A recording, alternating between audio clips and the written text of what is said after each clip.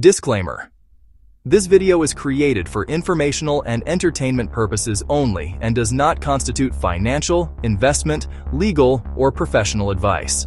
I am not a licensed financial advisor or investment professional. The content may contain errors, inaccuracies, or incomplete information. Historical data and economic patterns discussed are subject to interpretation and should not be relied upon as definitive predictions or facts. Video titles and presentation styles may emphasize dramatic angles to illustrate complex topics and engage viewers. This storytelling approach should not be interpreted as panic-inducing warnings or certainties about future events. Economic situations are nuanced and rarely follow simple narratives. Pop quiz Stowe. What do you think was the most valuable asset seized by U.S. military forces in modern history? A drug lord's cash empire? Saddam Hussein's palaces? How about $18 trillion worth of oil reserves in a single operation that most Americans heard about for maybe 12 seconds on the evening news? On January 3, 2026, while we were scrolling through holiday photos and complaining about gas prices, U.S. Delta Force executed what financial historians will likely call the largest wealth transfer in South American history. The headline said they arrested Nicolas Maduro. The reality, they just handed control of 300 billion barrels of oil, 17% of the entire planet's proven reserves, to a handful of American energy companies that have been waiting for this moment since 2007. Think about that number for a second. $18 trillion. That's not Maduro's personal wealth or some cartel's hidden fortune. That's the approximate value of Venezuela's oil sitting beneath the Orinoco Belt, priced at current market rates. And within 72 hours of boots hitting the ground, two companies you definitely know, ConocoPhillips and ExxonMobil, watched their stock prices surge as President Trump announced that U.S. firms would spend billions rebuilding Venezuela's oil infrastructure under what he called indefinite American control.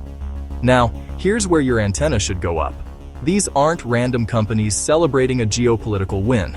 ConocoPhillips and ExxonMobil are collectively owed $12 billion from Venezuela's 2007 nationalization when Hugo Chavez seized their operations and kicked them out of the country. They've been holding arbitration awards, actual court judgments, that Venezuela refused to pay.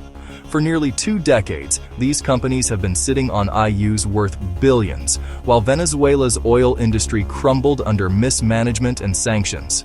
But here's what should really grab our attention. The arrest warrant was in the signal that smart money was watching. The real insider move happened in the months before Delta Force ever landed in Caracas. While China had been refining 90% of Venezuela's exportable oil through joint ventures and debt for oil arrangements, one American company stayed in country, quietly producing oil under a special U.S. Treasury license, even during the harshest sanctions. That company was Chevron, pumping out 140,000 barrels daily and positioning itself to control 23% of Venezuelan production before the military strike even began. Let me paint you a picture of what this actually means for your wallet and our country. Its position in global energy markets. Venezuela isn't just another oil producer. It holds the largest proven oil reserves on Earth. Bigger than Saudi Arabia. Bigger than Russia. Bigger than Iraq. But here's the catch that makes this entire operation make sense. Venezuela's oil is extra heavy crude, thick as molasses, requiring specialized refining technology and American light crude to blend it into something refineries can actually process. Without U.S. involvement, those 300 billion barrels might as well be buried concrete. Think about the timing for a moment. In December 2025, Trump increased the bounty on Maduro from $25 million to $50 million. Our Navy began a blockade. Regional allies started making moves, and then exactly 36 years to the day, after U.S. forces captured Manuel Noriega in Panama on January 3, 1989, Delta Force lands in Venezuela and executes an operation that transfers control of the Western Hemisphere's largest oil reserves to American companies. If you think that data is coincidence, I've got oceanfront property in Arizona to sell you. Here's what makes this different from every other regime change operation in modern history. We're not just installing a friendly government or securing oil contracts. We're taking direct indefinite control of the actual oil sales. According to Energy Secretary Chris Wright's announcement on January 7th, proceeds from Venezuelan oil will flow into U.S.-controlled accounts at globally recognized banks. Translation: American companies and our government just became Venezuela's oil sales department with the legal authority to redirect billions in revenue to settle old debts before a single dollar goes to rebuilding Venezuelan infrastructure. But here's where it gets interesting for us as Americans trying to understand what this means for our economy and investments. While ConocoPhillips and ExxonMobil will eventually collect their $12 billion in arbitration awards, the real prize is not settling old debts. It's controlling the future production of oil that could fundamentally reshape global energy prices for the next 50 years. Venezuela's current production sits around 900,000 barrels per day, a catastrophic 74% collapse from its peak of 3.5 million barrels daily back in the 1990s. Industry analysts are already projecting that U.S. companies can add several 100,000 barrels daily within 12 months just by repairing existing infrastructure. But full restoration that requires a decade-long $58 billion rebuild that creates permanent dependency on American supply chains, technology, and crucially our light crude diluent that Venezuela must import to blend with its heavy oil. Chevron, ExxonMobil, and ConocoPhillips aren't just getting access to reserves, they're building a structural monopoly on the entire production and export process.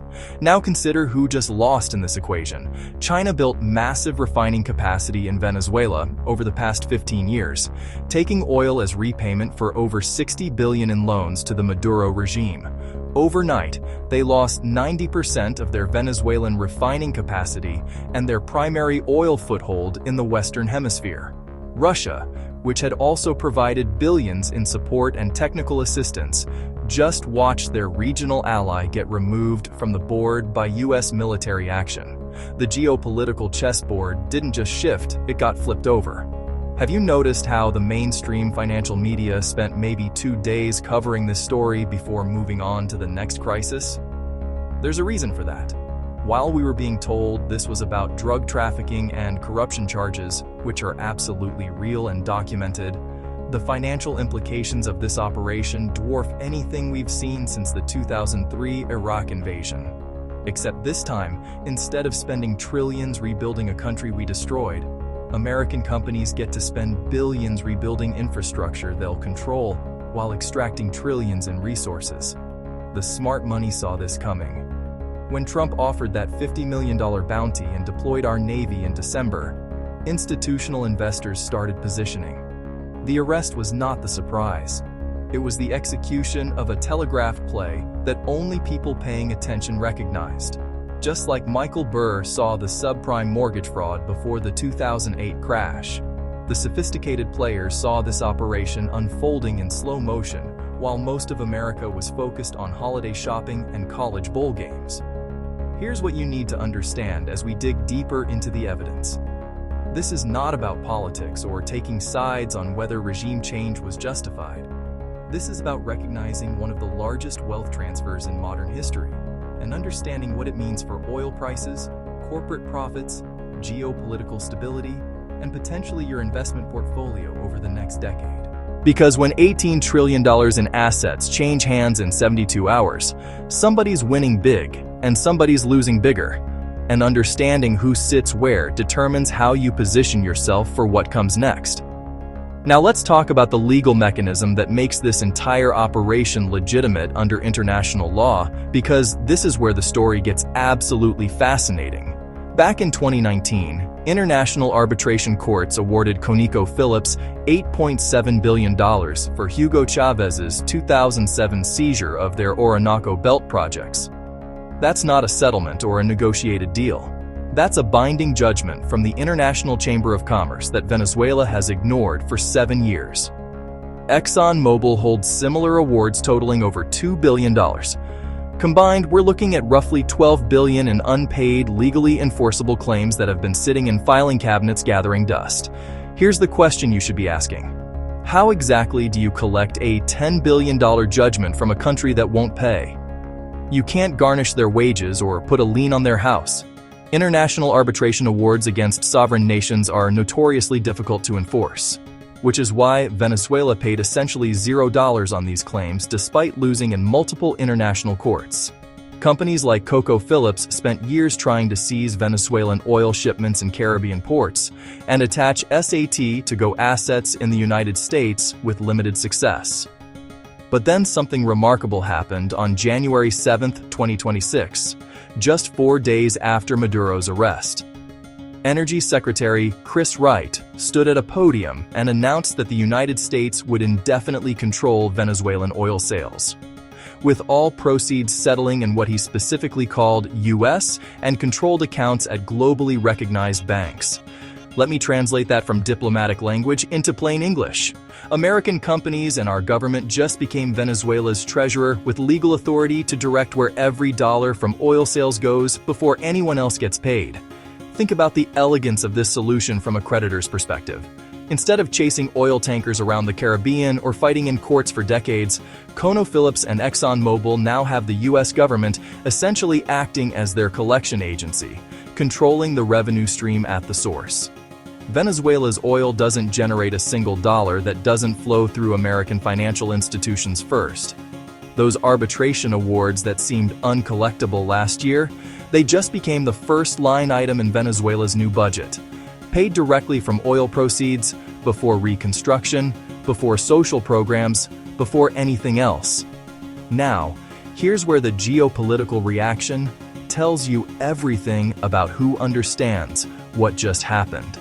Within 48 hours, Brazil's President Lula, Colombia's President Pro, and Mexico issued a joint condemnation stating, "This operation crosses an unacceptable line and violates the UN Charter as prohibition against using military force to seize another nation's resources." These are not anti-American radicals. These are major regional powers with significant economic ties to the United States, expressing serious concern about the precedent being set. But here's the split that should grab your attention. While Brazil, Colombia, and Mexico condemned the operation, Argentina's President Maduro and Ecuador's President Noboa celebrated it with MLE, calling it necessary action against a criminal regime. What you're witnessing is the fracturing of South America into two camps: countries that see this as a dangerous precedent that could happen to them, and countries that welcome U.S. intervention against leftist governments. This isn't just about Venezuela anymore. This is about whether American military force can be used to enforce corporate claims against sovereign nations. And half of South America just got very nervous about that possibility. Let me give you a historical parallel that makes the strategic planning behind this operation crystal clear. On January 3, 1989, exactly 36 years before Delta Force landed in Caracas, U.S. forces invaded Panama and captured Manuel Noriega. Same date, same hemisphere, same playbook. Military action to remove a leader accused of drug trafficking while simultaneously securing strategic assets. In Panama's case, we took control of the canal. In Venezuela's case, we took control of oil reserves worth 600 times more than Panama's canal revenue. If you think professional military strategists and energy executives didn't notice that historical echo, you're not paying attention to how these operations get planned.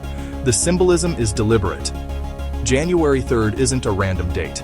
It's a message to anyone watching that the United States will use military force to protect what we consider strategic interests in our hemisphere.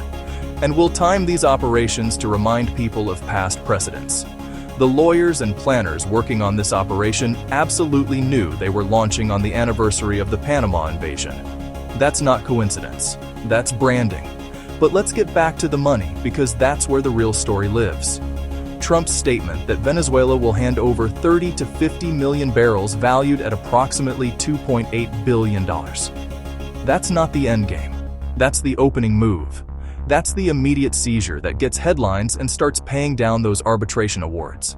The real prize is the $58 billion infrastructure rebuild that creates permanent structural dependency on American supply chains. Here's what most news coverage missed. Venezuela's extra-heavy crude is essentially worthless without American involvement. It's too thick to pump without heating, too heavy to refine without blending, and too sulfurous to process without specialized technology. To make Venezuelan oil marketable, you need to blend it with light, crude diluent, which Venezuela doesn't produce and must import. Guess who controls the global market for light crude diluent? American producers in Texas and North Dakota. Guess which refineries have the specialized coating technology to process extra heavy Venezuelan crude? U.S. Gulf Coast refineries owned by companies like Chevron, ExxonMobil, and ConocoPhillips. Are you seeing the structural monopoly being built here? It's not enough to control the reserves. You want to control every link in the supply chain so that Venezuela cannot sell oil without American companies profiting at multiple points in the process. This is what energy dominance actually looks like when executed by people who understand industrial leverage points. According to industry analysts at Wood Mackenzie and Rysad Energy, restoring Venezuela's production to even 2 million barrels per day requires at least a decade of sustained investment and technical expertise that only a handful of international oil companies possess. We're not talking about flipping a switch. We're talking about rebuilding an entire industry that has deteriorated for 20 years under mismanagement, corruption, and sanctions. Every piece of equipment needs replacement. Every well needs reworking, every pipeline needs repair, and every refinery needs modernization. But here's the calculation that should interest anyone watching energy markets. If U.S. companies successfully restore even 2 million barrels per day of Venezuelan production over the next decade, that's enough additional supply to structurally pressure global oil prices downward. Current estimates suggest restoration costs around $58 billion, but the strategic benefit to the United States goes far beyond corporate profits. Lower global oil prices directly hurt Russia and Iran, two countries whose government budgets depend on oil revenue to function. Russia needs oil above $60 per barrel to balance its budget. Venezuela producing an additional million barrels daily under American control could help keep prices below that threshold indefinitely. Think about what that means for our geopolitical position. We just acquired the ability to influence global oil prices through direct control of production in a country with larger reserves than Saudi Arabia, while simultaneously weakening two adversaries whose economies depend on high oil prices. The $58 billion investment aren't just about corporate returns. It's about strategic positioning in the global energy system for the next 50 years. Now, let's talk about who's really upset about this operation, because their reaction confirms what the smart money already knew. China issued a statement calling Maduro czar a source of deep shock and expressing grave concern about the violation of Venezuelan sovereignty. Russia's foreign ministry condemned it as armed aggression and called for an emergency UN Security Council meeting. Notice the language. Not mild diplomatic disapproval, but genuine anger and alarm. Here's why. Venezuela was China and Russia's last major oil foothold in the Western Hemisphere. Over the past 15 years, China lent Venezuela over $60 billion, taking repayment in oil shipments while building joint venture refineries to process Venezuelan crude for Chinese markets. Russia provided billions in military equipment, technical assistance, and political support to keep Maduro in power. Both countries saw Venezuela as their strategic toehold in America's backyard, a counter to U.S. dominance in the hemisphere. In 72 hours, that entire investment became worthless. Chinese refineries in Venezuela, now under indefinite U.S. control. Russian military cooperation agreements void. Decades of loans and support. Good luck collecting when we control the revenue stream. Beijing and Moscow didn't just lose a partner, they lost billions in sunk costs. And their primary hedge against American energy dominance in this hemisphere. The UN Security Council meeting that Russia demanded, it went exactly as you'd expect. Russia and China condemned the operation. The United States and allies defended it as a lawful arrest of a criminal suspect.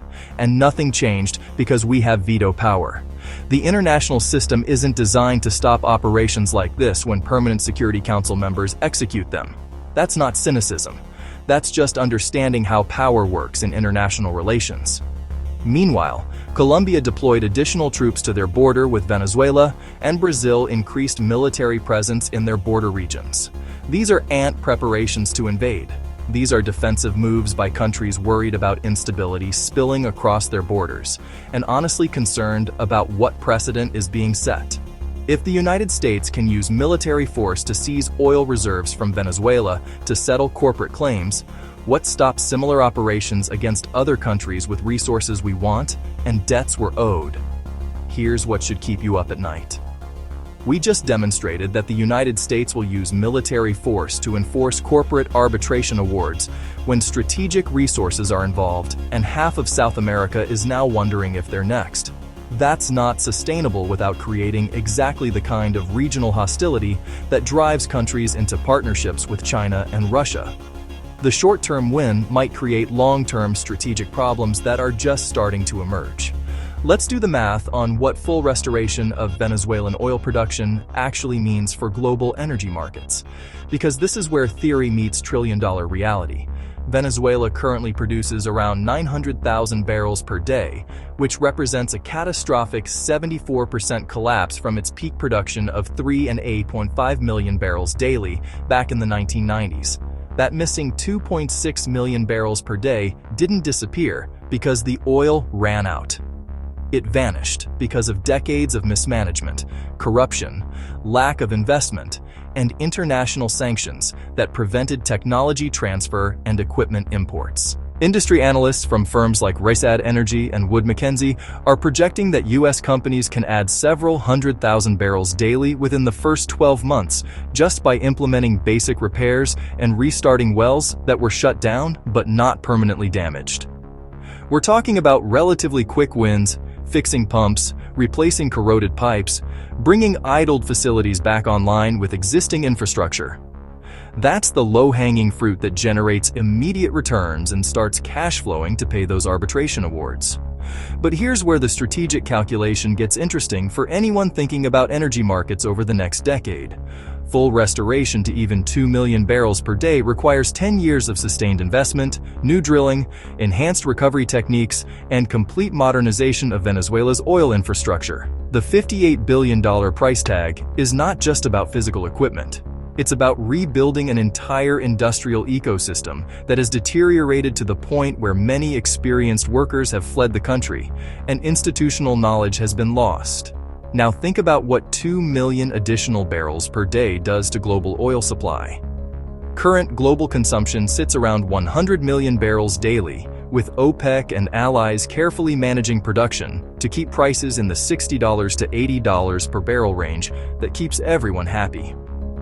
Suddenly flooding the market with 2 million barrels of additional supply, especially heavy crude that can be processed by existing U.S. Gulf Coast refineries, creates downward pressure on global prices that directly threatens producers who need higher prices to balance their government budgets. Russia is the most vulnerable to this scenario.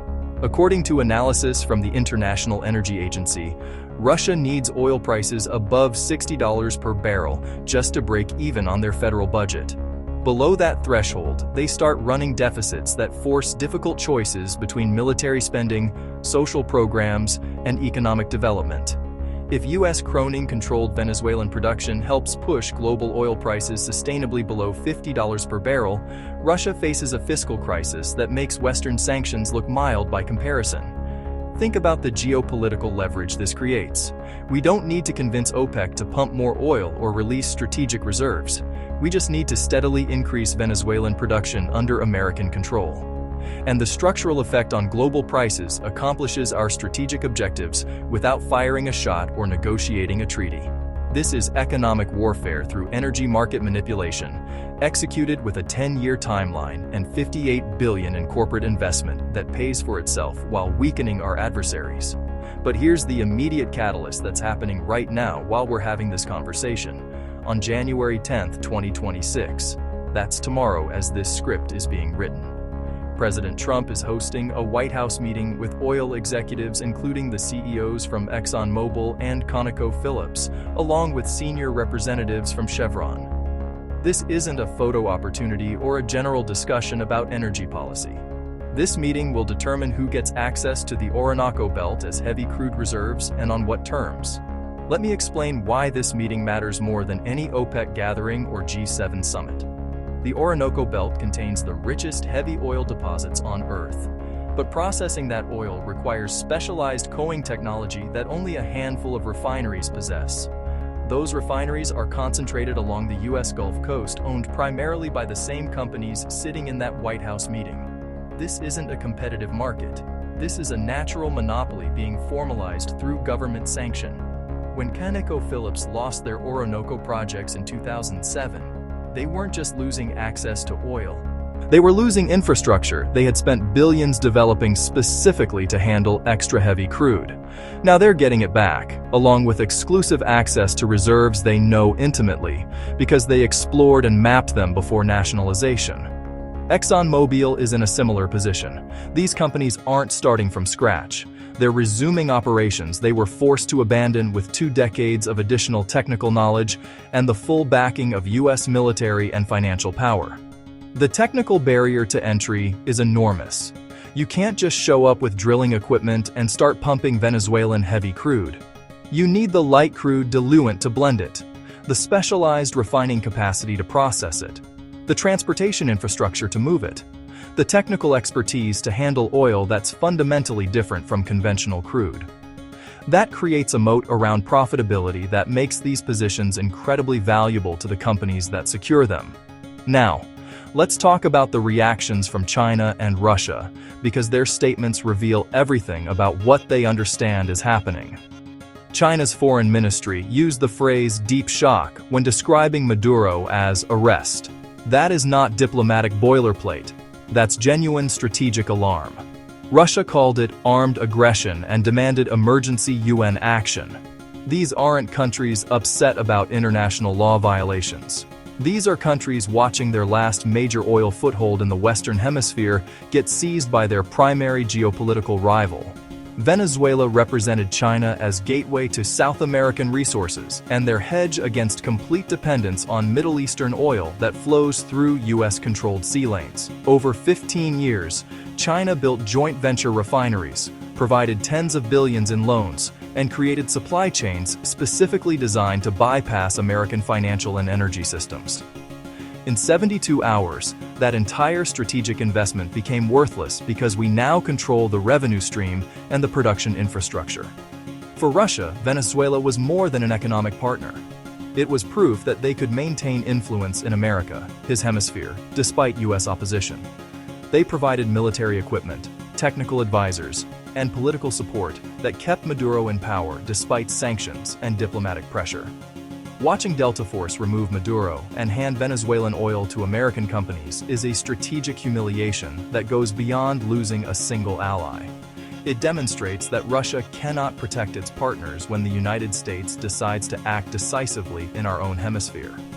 Here's the regional dynamic that should concern anyone thinking about stability in South America. Colombia has deployed additional troops to their border with Venezuela. Brazil increased military presence in their border states. These aren't preparations for invasion. These are defensive postures from countries genuinely worried about what comes next. Meanwhile, the UN Security Council is completely paralyzed because the United States has veto power and no intention of allowing any resolution that criticizes our actions. What you're witnessing is the emergence of what some analysts are already calling the Monroe Doctrine, a play on the Monroe Doctrine that kept European powers out of Latin America in the 19th century. This is the Trump administration signaling that the Western Hemisphere is exclusively within America's sphere of influence, and will use military force to protect what we define as strategic interests, even if that means seizing another country as primary revenue source. That doctrine just redrew South American power dynamics for the next 50 years. Countries now understand that left-wing governments challenging American corporate interests run the risk of military intervention if they control resources we consider strategic. Countries aligned with the United States understand they have tacit permission to support these operations.